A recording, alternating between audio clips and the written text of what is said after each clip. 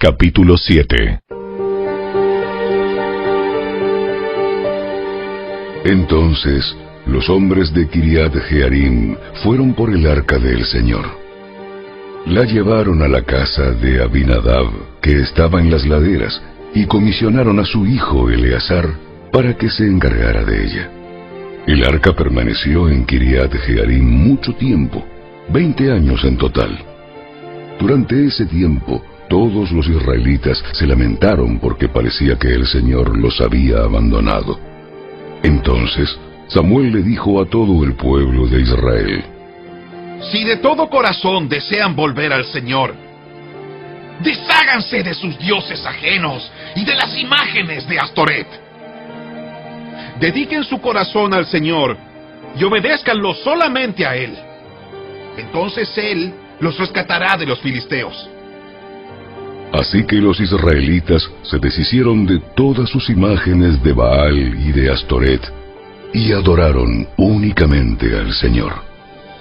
Después, Samuel les dijo: Reúnan a todo Israel en Mizpa, y yo oraré al Señor por ustedes. De manera que se reunieron en Mizpa, y en una gran ceremonia sacaron agua de un pozo y la derramaron delante del Señor. Asimismo, no comieron durante todo el día y confesaron que habían pecado contra el Señor. Fue en Mizpa donde Samuel se convirtió en juez de Israel.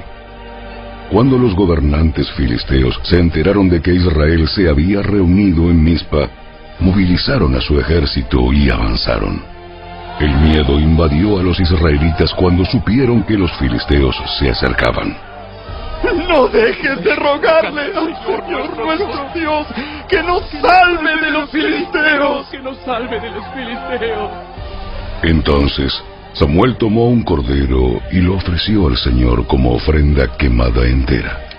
Rogó al Señor que ayudara a Israel, y el Señor le contestó. Entonces, justo en el momento en que Samuel sacrificaba la ofrenda quemada, llegaron los filisteos para atacar a Israel.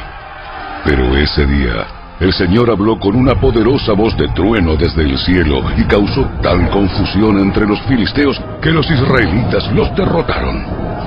Los hombres de Israel los persiguieron desde Mizpa hasta un lugar abajo de Bet-car, matándolos a lo largo del camino. Luego Samuel tomó una piedra grande y la colocó entre las ciudades de Mizpa y Gesana. La llamó Ebenezer, que significa la piedra de ayuda, porque dijo: hasta aquí el Señor nos ha ayudado. De modo que los filisteos fueron sometidos y no volvieron a invadir a Israel por algún tiempo. Y durante toda la vida de Samuel, la mano poderosa del Señor se levantó contra los filisteos.